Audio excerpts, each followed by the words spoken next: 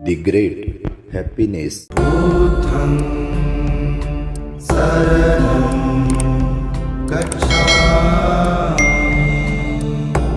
अक्कोचिमं अवधिमं अजिनिमं अहासि मे ये च तां उपनयन्ति वेरं ते न सम्मति।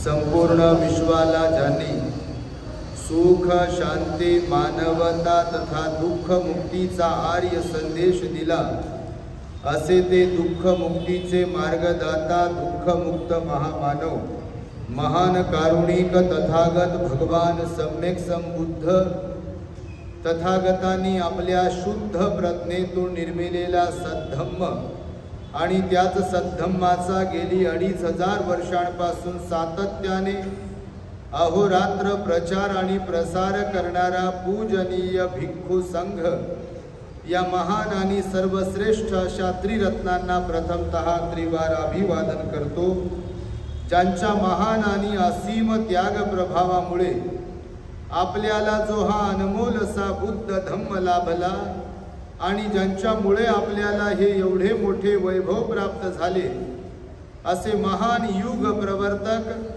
भारतीय राज्यघटनेचे शिल्पकार परमपूज्य बोधिसत्व डॉक्टर बाबासाहेब आंबेडकर या महामानवाच्या महान अशा विचारांना स्मरून त्यांच्या धम्मक्रांतीमध्ये संपूर्ण जीवनाला समर्पित करून आज या वर्षावास पर्वातील महान मंगलमय दिनी आपल्या औरंगाबाद शहरातील डॉक्टर बाबासाहेब आंबेडकर नगर येथील श्रद्धावान दिवेकर परिवाराने आपल्या महान अशा श्रद्धेतून आणि सम्यक आजीविकेतून महाकरुणा बुद्धिस्ट मॉनेस्ट्री साजापूर तालुका जिल्हा औरंगाबाद येथील पूजनीय भिक्खू संघास श्रामणेर संघास सुंदर असे भोजनदान देऊन त्यांनी आपल्या जीवनामध्ये महान असे पुण्य संपादन केलेले आहे। तेव्हा संपूर्ण दिवेकर परिवार त्यांचे नातेवाईक आप्तेष्ट आपल्या नगरातील सर्व श्रद्धावान उपासक उपासिका बालक तथा बालिकांनो तद्वतच द ग्रेट हॅपीनेस या आपल्या यूट्यूब चॅनलचे सर्वच दर्शक सर्वप्रथम तुम्हा सर्वांच्या प्रती मंगल मैत्री सद्भावना व्यक्त करतो आणि आपणा सर्वांच्या दुःखमुक्तीकरिता 2600 वर्षांपूर्वी तथागत भगवान बुद्धांच्या द्वारा शिकविलेल्या धम्मोपदेशास प्रारंभ करतो। आपण सर्वांनी शांत एकाग्र आणि श्रद्धायुक्त चित्ताद्वारे या अनमोल बुद्धवाणीला आपल्या हित सुखाकरिता श्रवण करावे, ग्रहण करावे। बघा, रोज आणि रोज श्रद्धावंतांकडून भिक्षू संघाला भोजन मिळत आहे आणि उपासक उपासिका महान पुण्याचे भागीदार ठरत आहेत। आज दिवेकर परिवाराकडे आपल्या नगरामध्ये भोजनदान आम्ही प्राप्त केलं। घर छोटा आहे, पण भगवान बुद्ध म्हणाले घर छोटी असली तरी चालतात, काही फरक पडत नाही। घर मोठी मोठी होऊ शकतात, बापाला नाही जमलं तर लेक करील घराला मोठं, पण घरापेक्षा मन मोठं पाहिजे आणि मन मोठं करण्याची शिकवण आपल्या भगवान बुद्धांनी या मानव समाजाला दिलेली आहे। त्यामुळे संपूर्ण दिवेकर परिवाराने आज जे काही भोजनदान देऊन महान पुण्य कमावलं आहे, आपण सर्वांनी त्यांच्या दानाचं अनुमोदन करावं। बुद्ध शासनाच्या वृद्धीसाठी आणि जीवनामध्ये निर्वाणाकडे घेऊन आपल्याला स्वतःला घेऊन जाण्यासाठी दान पुण्य हे अत्यंत महत्त्वाचं आहे। भगवान बुद्ध म्हणाले की मानवी जीवनाला परिपूर्ण करण्यासाठी अर्थात अरहंत बनण्यासाठी श्रोतापन्न सकृतागामी अनागामी अरहंत बनण्यासाठी निर्वाण पदाचा साक्षात्कार करण्यासाठी 10 पारमिता पाळणे हे अत्यंत आवश्यक आहे। आपण सर्वसामान्य आहात, ग्रहस्थ आहात. भगवान बुद्धांचा धम्म भिक्खूंसाठी सुद्धा आहे, भिक्खुणींसाठी सुद्धा आहे, उपासकांसाठी पण आहे आणि उपासिकांसाठी पण आहे. म्हणजे असं नाही आहे की भिक्खूंसाठीच आहे आणि असंही नाही आहे की फक्त उपासकांसाठीच आहे. बुद्धाचा धम्म आचरणिक आहे म्हणून भिक्खूंसाठी पण नियम सांगितले, आचरणिक असल्यामुळे भिक्खुणींसाठी पण नियम सांगितले आणि आचरणिक असल्यामुळे उपासक उपासिकांसाठी पण नियम सांगितले. तर तुम्ही म्हणाल कोणते नियम सांगितले उपासक उपासिकांसाठी? नाही का आपल्यामध्ये शुद्धीच मारू आपल्यामध्ये पहा, दुसऱ्याकडे बोट करण्याची फार मोठी म्हणजे एकदम काय म्हणू त्याला प्रवृत्ती आहे. दुसऱ्यांकडे बोट करायचं, मग ते कौटुंबिक लोक असो की धार्मिक क्षेत्रात काम करणारे असो, सामाजिक क्षेत्रात काम करणारे असो की राजकीय क्षेत्रात काम करणारे असो. बऱ्याचदा असं होते 99% लोकांकडून की कोणती एखादी गोष्ट वाईट झाली किंवा काहीतरी चुकीचं घडलंय तेव्हा लगेच लोक काय करतात, त्यांच्यामुळे झालं म्हणतात, तिच्यामुळे झालं म्हणतात, त्यांच्यामुळे झालं म्हणतात. पण भगवान बुद्ध म्हणाले एक व्यक्ती कोणी चुकीची असू शकत नाही. बऱ्याचदा दोन्हीकडूनही चूक असते, भलेही ती कमी जास्त प्रमाणात असेल.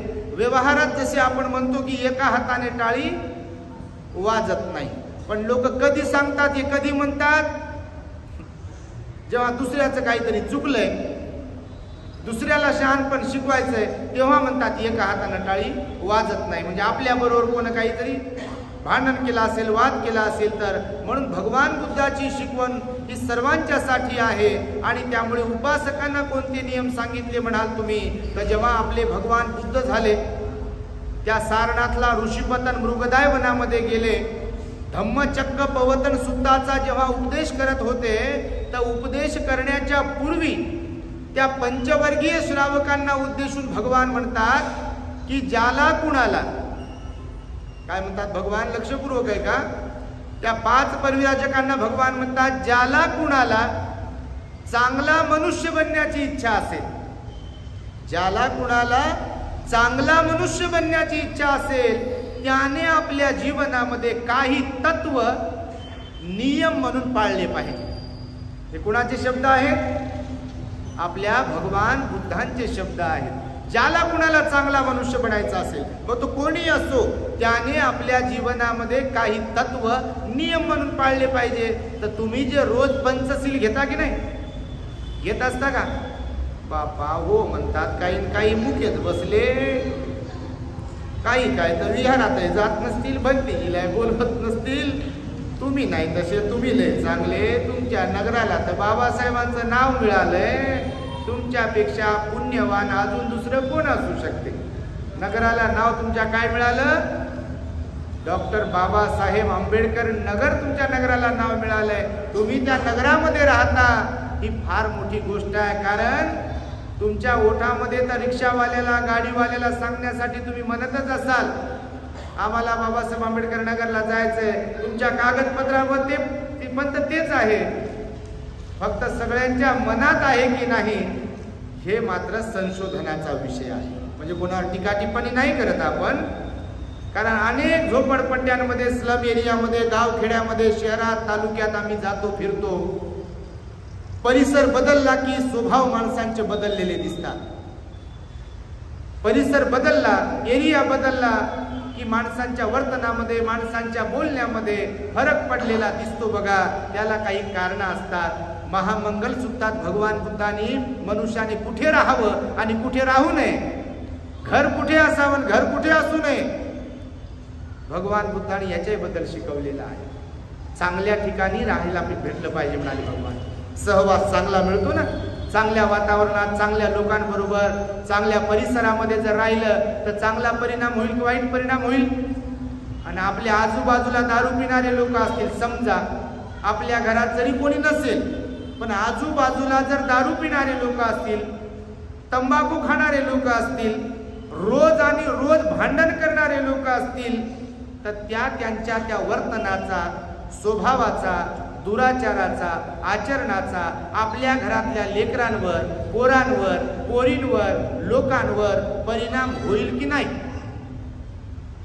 बिलकुल परिणाम होतो, म्हणजे होतो. हे भगवंताचं वचन आहे. सहवासाचा परिणाम होतो. आणि म्हणून बघा, ही धम्मपदाची जी गाथा आहे, अकोची मग अवधी मग, ही भगवंताची गाथा आहे.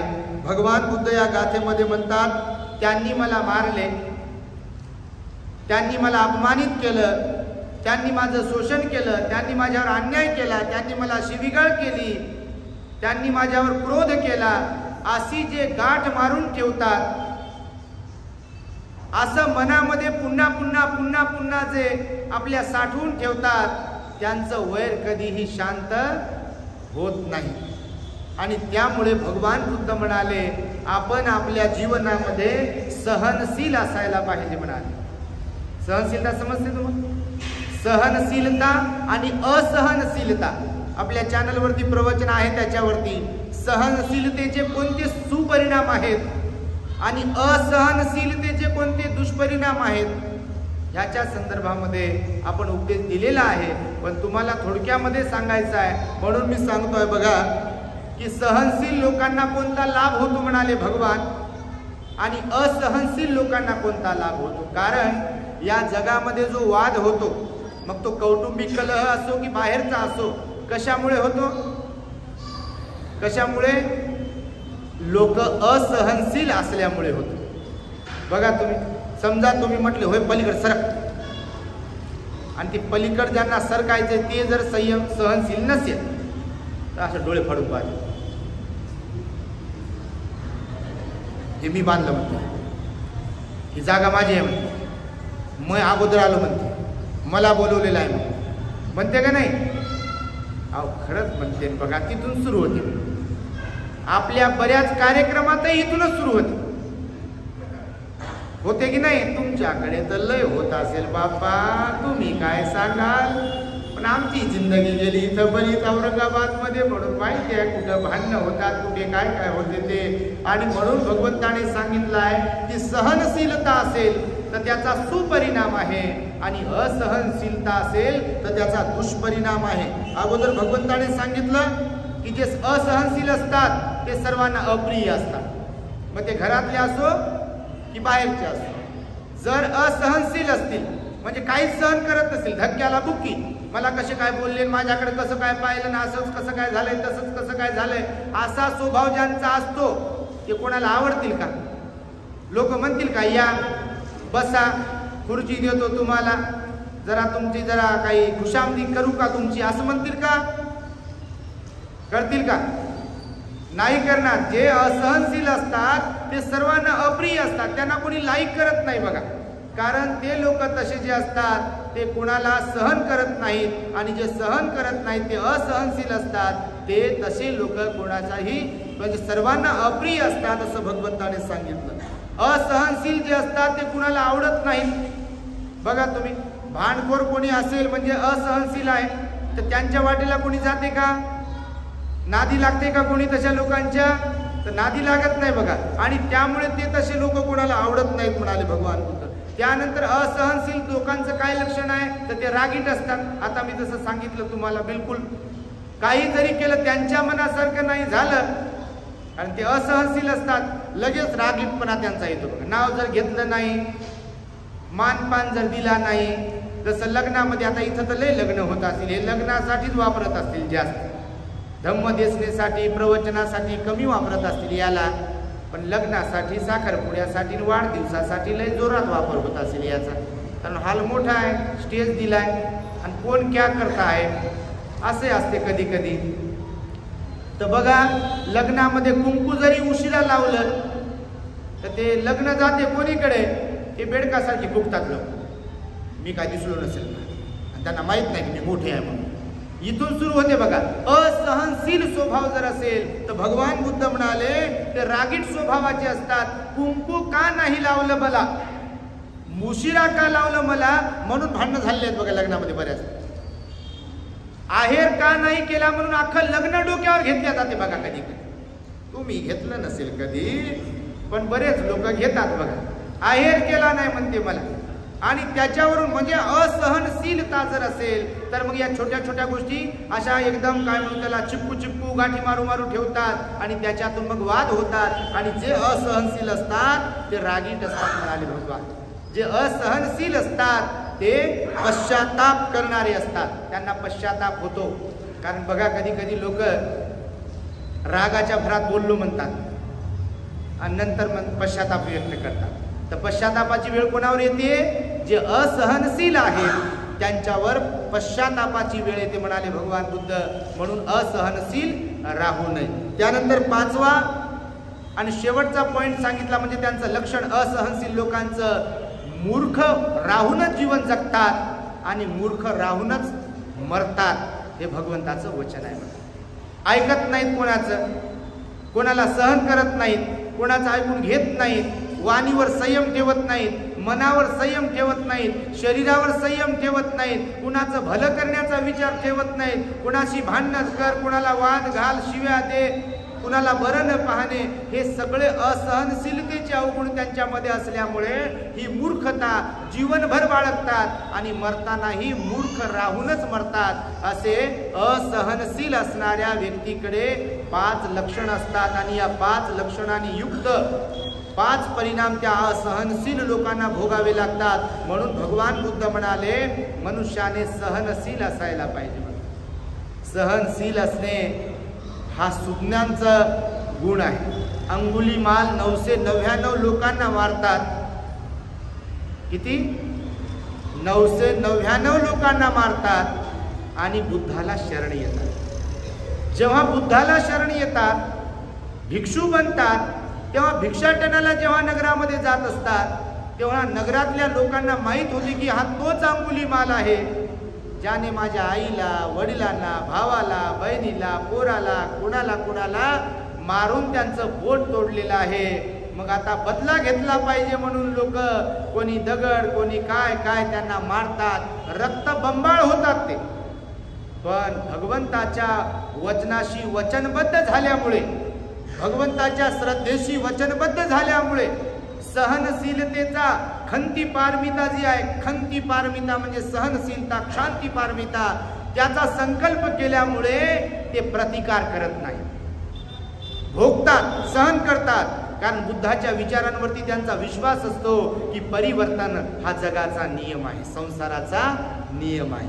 आज जशी परिस्थिती असेल उद्या तशीच राहील याची काही खात्री नसते. आज जशी वेळ आहे उद्या तशीच राहते काय? नाही राहत. आपलं शरीरही आज जसं आहे तसंच कायम राहत नाही, ते बदलते. विचार बदलतात, माणसं बदलतात, रस्ते बदलतात, झाडं बदलतात, प्राणी बदलतात. बदल हा निसर्गाचा नियम आहे. म्हणून कायमस्वरूपी आपण बालकही राहत नाही, कायमस्वरूपी आपण तरुणही राहत नाही आणि कायमस्वरूपी म्हातारे राहत नाही. जन्म गावावरून निघालेले आपण सर्वजण मरण गावाकडे वाटचाल करत आहोत. म्हणून भगवान बुद्ध म्हणाले जर आपण मरण धर्मी आहोत तर कशाला विनाकारण गाठी मारू मारू ठेवायच्या, सोडून द्यायला शिकायचं. म्हणून भगवान बुद्धाने त्या अंगुलीमालाला सांगितलं होतं की सहन कर. हे अंगुलीमाला, हे माझ्या बुद्धपुत्रा, तू सहन कर. कारण लोकांशी तू बोललेला आहेस, लोकांना तू त्रास दिलेला आहे आणि सर्वसामान्य लोक अज्ञानी असतात, ते प्रतिकार करतीलच, तुला त्रास देतीलच. आणि त्या अंगुलीमाल भंतेंनी सहन केलं. मैत्रीचा अभ्यास केला.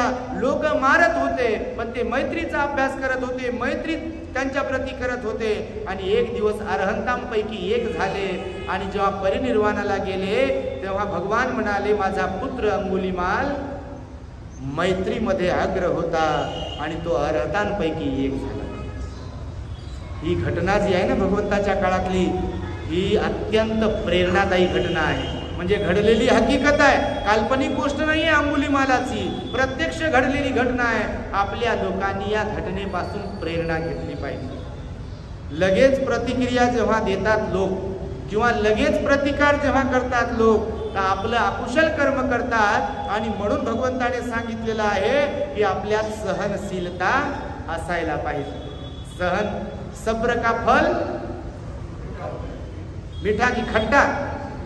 मिठाही होता है. आताच येताना आमच्या भंतीजीला एका सांगितलं, आम्ही चर्चा करत राहतो आम्ही कि सब्र करो सब कुछ ठीक हो जाएगा. आज का जो समय है वो कल नहीं रहेगा. आजची जी वेळ आहे, आता आपण इथे बसलो, उद्या याच वेळेला आपण इथे बसलेलो नसतो. बरोबर आहे. आजची जी वेळ आहे ती उद्या येत नाही, म्हणून सर्व काही परिवर्तनशील आहे. आज कोणी मनाच्या सारखं राहत असेल तर याचा अर्थ असा नाही की कायमस्वरूपी मनाच्या सारखंच राहील.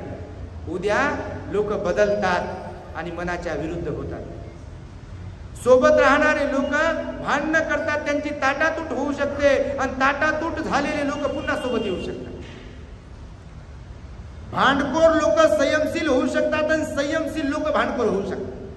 होऊ शकते की नाही? असं बिलकुल होऊ शकते, कारण परिवर्तन हा जगाचा नियम आहे म्हणाले भगवान बुद्ध.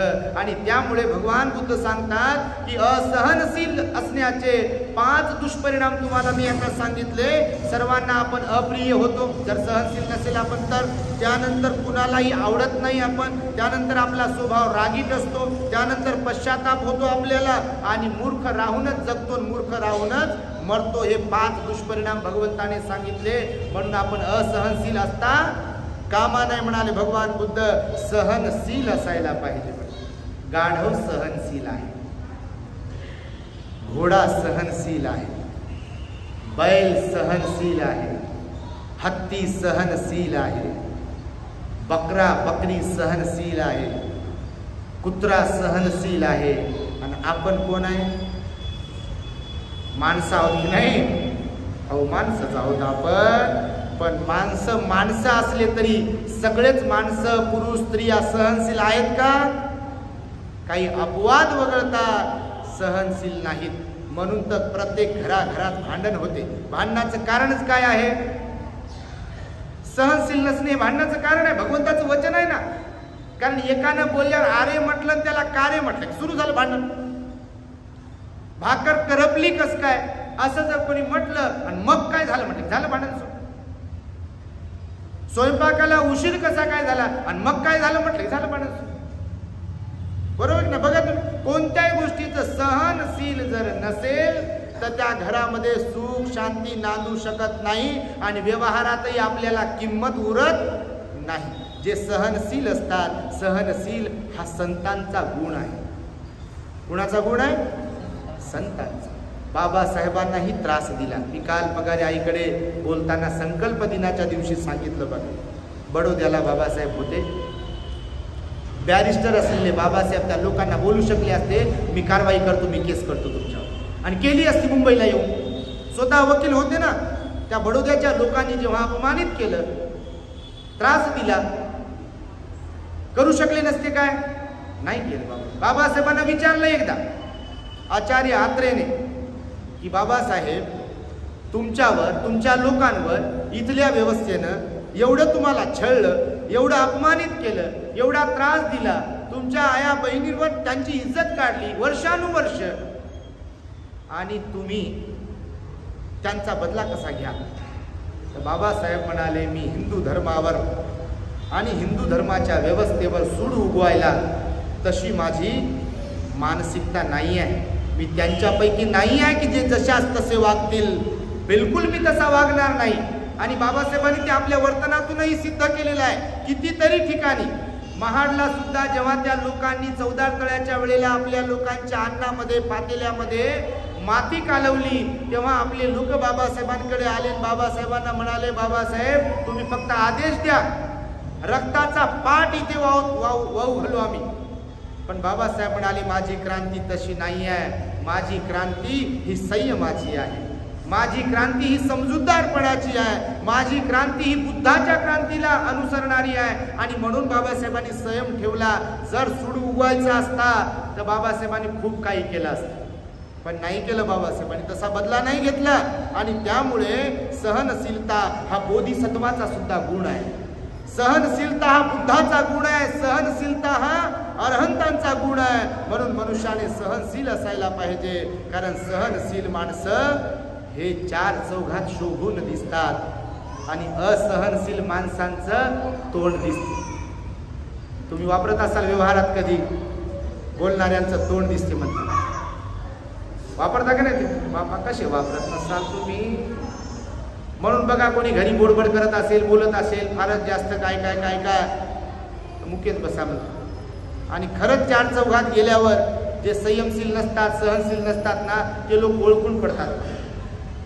चार लोकांना बिघडवण्याचं काम करतात बघा, जे असहनशील असतात. आणि जे सहनशील असतात ते लोक जमवाजमव करतात, चार लोक तयार करतात, चार लोक जोडू शकतात. आणि त्यामुळे भगवान बुद्धाने सांगितलं, जे सहनशील असतात ते सर्वांना प्रिय असतात. तुम्ही अनुभवून बघा, भगवंताच्या वचनाचं आचरण करून बघा. सहनशील लोक सर्वांना आवडतात. सहनशील लोक सर्वांना आवडतात. त्यानंतर सहनशील लोक सर्वांना प्रिय वाटतात. बघा तुम्ही, सहनशील लोक प्रियच वाटतात सर्वांना. बुद्ध प्रिय वाटत होते सर्वांना. दुश्मनही भगवंताकडे आले की हात जोडायचे. कारण बुद्ध काय मोठे मोठे डोळे करून कोणाकडे पाहत नव्हते, ना असे पुटपुट पुटपुट करून कोणाला काही बोलत होते, ना कानात याच्याबद्दल त्याच्याबद्दल काही बोलत होते, किंवा असे एकदम फुसफुस फुसफुस करत होते. एकदम प्रेमाने शांतीने भगवान बुद्ध वागत होते, बोलत होते. कुणालाही दुखवत नव्हते. कधी जरी कुणाचं काही जरी झालं, कोणी वाईट जरी वागत असेल, देवदत्त जीवनभर भगवंताच्या पिछावरती होता मारण्यासाठी. पण भगवंताने देवदत्ताबद्दल कुठेही ब्र सुद्धा काढला नाही की देवदत्त बरोबर नाही, असं कुठेच नाही म्हणाले भगवान. त्याला म्हणतात महापुरुषाचा सद्गुण सहनशीलता. तर भगवंतानं सांगितलं सहनशीलता ही पारमिता आहे. म्हणून सहनशील लोक सर्वांना प्रिय असतात, सहनशील लोक सर्वांना आवडतात, सहनशील लोक रागीट नसतात, सौम्य असतात.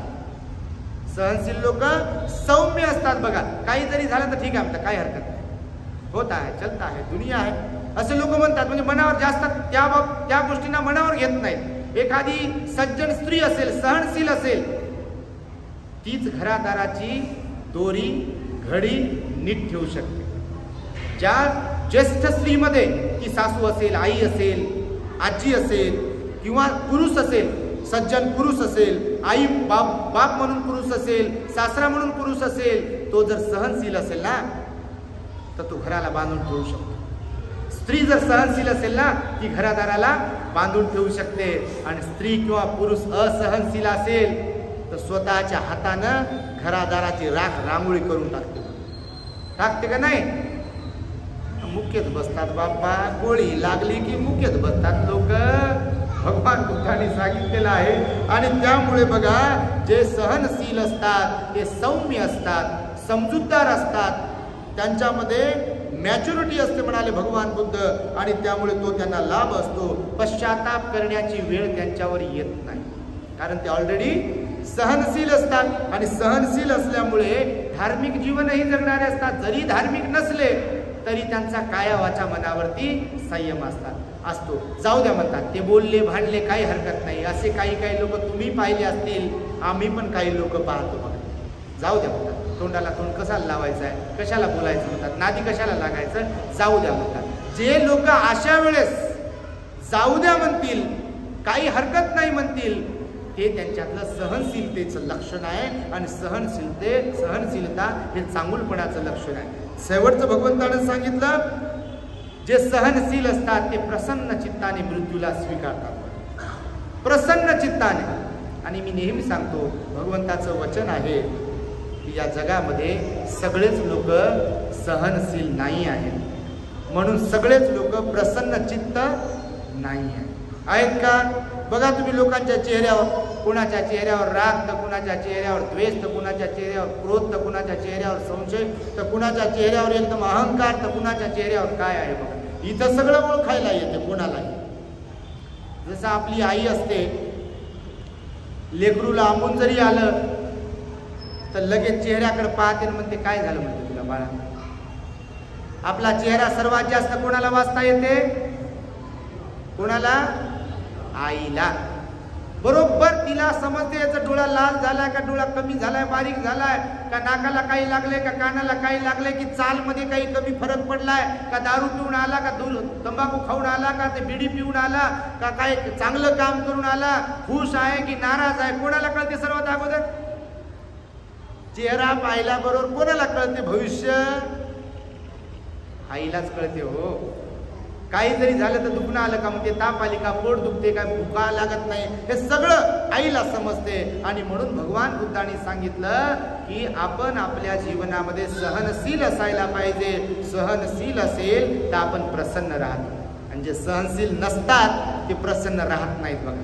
कारण ते आतमधून पेटलेले असतात, कारण गाठी मारू मारू ठेवलेले असतात. म्हणून धम्मपदात सेपरेट गाथा दिली भगवंताने.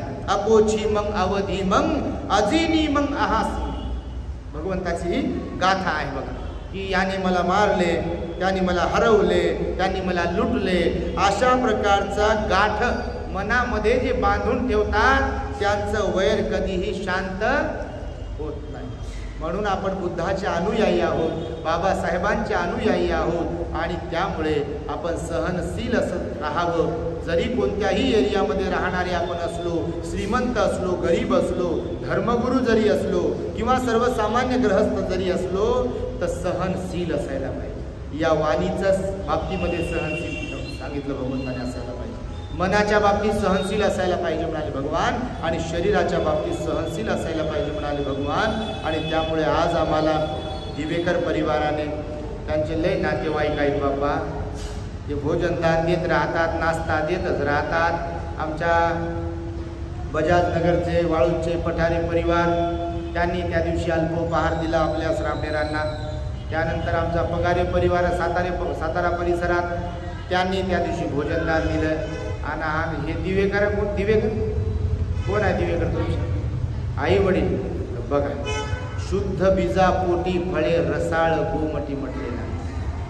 मायबाप जर चांगले असतील तर अपवाद वगळतात, नाही तर काही ठिकाणी मायबाप चांगले असतात बिचारे, पण पोरग कोणावर जाते काय माहीत, असे म्हणतात मायबाप. पण त्याची कोणावर गेलं म्हणतात, हे बाबा आम्ही तर विहारात जातो, आम्ही तर उपवासात पालन करतो, याचा बाप हे खूप चांगला आहे. पण ती आई आम्हाला सांगतात ना, आया आमच्या, तुमच्या आया तर आमच्या आया, तुमचे बाबा तर आमचे बाबा.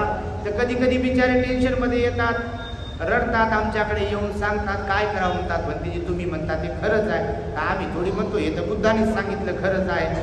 परंतु भगवंताने सांगितलेलं वचन, प्रत्येक वचन हे सत्यच आहे. आणि त्यामुळे मायबाप चांगले असतील तर लेकरं चांगले असतील, त्याची दाट शक्यता असते. पण मायबापच बरोबर नसतील, ध्यानावर नसतील तर शाळेत कोणत्याही टाका तुम्ही लेकरांना, हो कोणत्याही शाळेत टाका, चांगल्या किती पैसे खर्च करा, तुम्ही त्यांना मायबाप म्हणून जर तुम्ही चांगले नसाल तर शाळेचं शिक्षण भलेही ते चांगलं घेतील, पण जीवनाचं शिक्षण बाळकडून कोणाकडून मिळते, कोणाकडून मिळते लेकरांना, आई वडिलांकडून, घरातल्या लोकांकडून. आणि म्हणून घरातले लोक जसे असतात तसेच लेकरं निघतात, म्हणजे निघतात, अपवाद वगळतात. म्हणून मी नेहमी आपल्या लोकांना सांगतो की दारू पिऊ नका. तुमची जरी इच्छा नसेल की लेकराने दारू पिऊ नये म्हणून, पण उद्या ना परवा ना तेरवा जसं लेकरू मोठं होते तेव्हा तुमच्या दारूचा वास, तुमचं दारू पिऊन घरात येणं हे पाहत ते तुमचं पोरगं मोठं होते, आणि एक दिवस तुमच्याच पुढं दारू पिऊन येतं. आपल्याला बाप असलो तरी खाली मान घालावं लागतं, कारण बोलू शकत नाही, कारण गाडी पुढे निघून गेलेली असते. आणि हे अनेक घरात असं आहे. कोण्या बापाला वाटते, कोणत्या आईला वाटते आपल्या पोरानं दारू प्यावी, कोणत्या आईला वाटते, कोणत्या बापाला वाटते आपल्या पोरानं तंबाखू खावा, कोणत्या बापाला, कोणत्या आईला वाटते आपला पोरगा पोरगी वाया गेली पाहिजे. अपेक्षा कोणाचीच नसते, अपेक्षा चांगल्याच असतात, पण केवळ अपेक्षा करून फायदा होत नसतो. तर आपल्यात तशी गुणवत्ता असावी लागते. तुम्ही विहारात जाणाऱ्यांपैकी असाल तर लेकरांमध्ये ते गुण उतरते. तुम्ही दान धर्म करणाऱ्यांपैकी असाल तर लेकरांमध्ये ते गुणधर्म उतरते. तुम्ही सील पालन करणाऱ्यांपैकी असाल तर लेकरांमध्ये ते सील पालनाची भावना उतरेल. तुम्ही ध्यान करणाऱ्यांपैकी असाल तर लेकरांमध्ये ती भावना उतरेल. तुम्ही प्रामाणिकपणे जीवन जगत असाल, सगळ्या जगताशी प्रामाणिक वागत असाल तर होऊ शकते लेकरांमध्ये तो प्रामाणिकपणा उतरू शकतो. तुम्ही लोक जोडणाऱ्यांपैकी असाल तर होऊ शकते तुमचे लेकरं सुद्धा लोक जोडणाऱ्यांपैकी निघतील.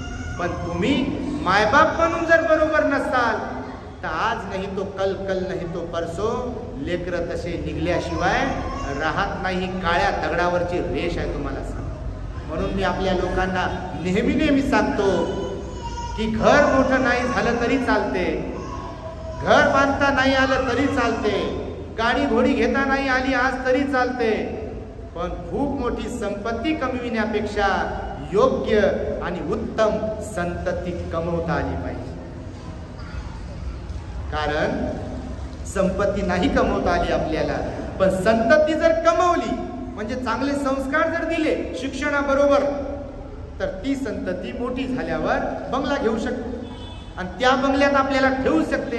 पण आपण आताच बंगल्याच्या नादी लागू लागू संततीवर ध्यानच दिलं नाही आणि बनवलाय तर बंगला संततीसाठी आणि लग्न लावून दिले थाटामाटात आणि लग्न झालं की 6 महिन्यानं म्हणते मायबापाला जा म्हणते तुम्ही निघून. काही उपकार केले का म्हणते.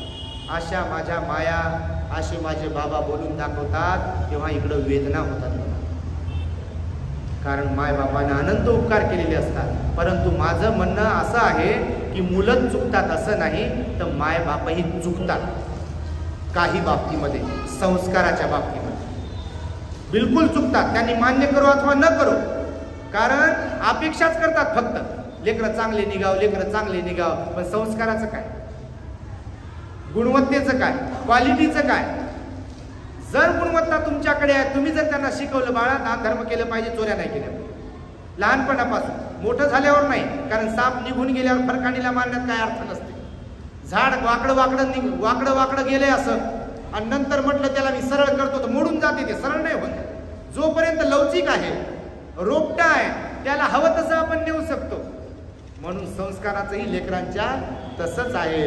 लहान असतील तेव्हापासून जर तुम्ही आई म्हणून, वडील म्हणून बोटाला धरून विहारात जायला शिकवलं, भंतीजीला वंदन करायला शिकवलं, बा हे धर्मगुरू आहेत, त्यांना भोजन दान दिलं पाहिजे, चिवर दान दिलं पाहिजे, आपण इकडे गेलो पाहिजे, तिकडे गेलो पाहिजे, उपोषण पालन केलं पाहिजे, जर धम्ममय वातावरण घरामध्ये ठेवलं तर पोरांवरती त्याचा चांगलाच परिणाम होईल.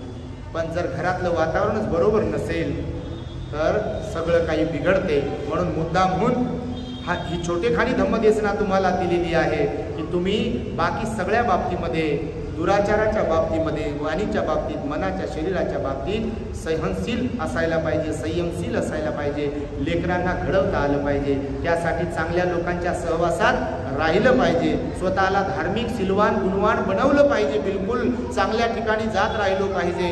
आणि म्हणून बघा आज आम्हाला दिवेकर परिवाराने हे भोजनदान देऊन महान पुण्य संपादन केलं.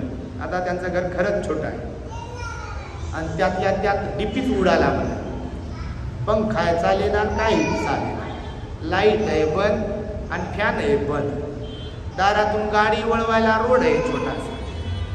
परंतु हे जे मी कौतुक करतो आहे, भगवंतानं सांगितलं गार ओच निवा तोच, जे गौरवास पात्र आहेत त्यांचं गौरव केला पाहिजे, त्यांचं कौतुक केलं पाहिजे. म्हणून सुरुवातीला मी म्हणालो, घर जरी छोटं असेल, घरासमोरील रस्ता जरी छोटा असेल, तरी मन मात्र मोठं असल्याशिवाय कोणी दान धर्म करत नाही, कोणी धर्मगुरूला घरी बोलवत नाही. आणि त्यामुळे पुनश्च एकदा दिवेकर परिवारांसाठी आपण सर्वांनी साधुकार देऊन त्यांचं अभिनंदन करावं. आम्हा सर्व भिक्खू संघाला महाकरुणा बुद्धिस्ट मॉनेस्ट्री साजापूर या ठिकाणावरून आपण निमंत्रित केलं, आमंत्रित केलं, पूर्ण सन्मान केला भिक्खू संघाचा. आपण हे महान पुण्य आज संपादन केलं. आपल्या साजापूर येथे आपली महाकरुणा बुद्धिस्ट मॉनेस्ट्री आहे. दर रविवारी तिथे सामुदायिक सार्वजनिक बुद्धवंदना होते, आमची जाहीर धम्मदेशना पण होते आणि तिथेच भिक्षू संघाला भोजनदानही होते. अनेक ठिकाणावरून लोक गाड्या करून येतात, डब्बा टिफिन जेवण घेऊन येतात, भंतीजींनाही देतात, स्वतः पण जेवण करतात, वनभोजनाचा आनंद घेतात.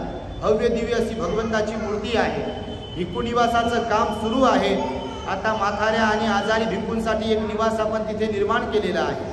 बुद्धगया येथील महाबोधिवृक्षाची शाखा आषाढ पौर्णिमेला आपण तिथे रोपित केलेली आहे. म्हणून दर रविवारी बाबासाहेबांनी सांगितल्यामुळे तिथे आपण कार्यक्रम करत असतो. आणि त्यानंतर येणाऱ्या 20 ऑक्टोबर 2024 रोजी आमचा कठीण चिवरदानाचा वर्षावास समारोपाचा कार्यक्रमही आयोजित केलेला आहे. तेव्हा आपण सर्वांनी सहपरिवार सहकुटुंब त्या कार्यक्रमामध्ये सहभागी होऊन पुण्य संपादन करावे, अशा प्रकारची मंगल आणि उदात्त कामना व्यक्त करून मी माझ्या शब्दांना पूर्ण विनंती. भवतो सब मंगलम रक्षन्तु सब देवता सब बुद्धानुभावेन सदा सुखी भवन्तु ते. भवतु सब मंगलम रक्षन्तु सब देवता सब धम्मानुभावेन सदा सुखी भवन्तु ते. भवतु सब मंगलम रक्षन्तु सब देवता सब संघानुभावेन सदा सुखी भवन्तु ते.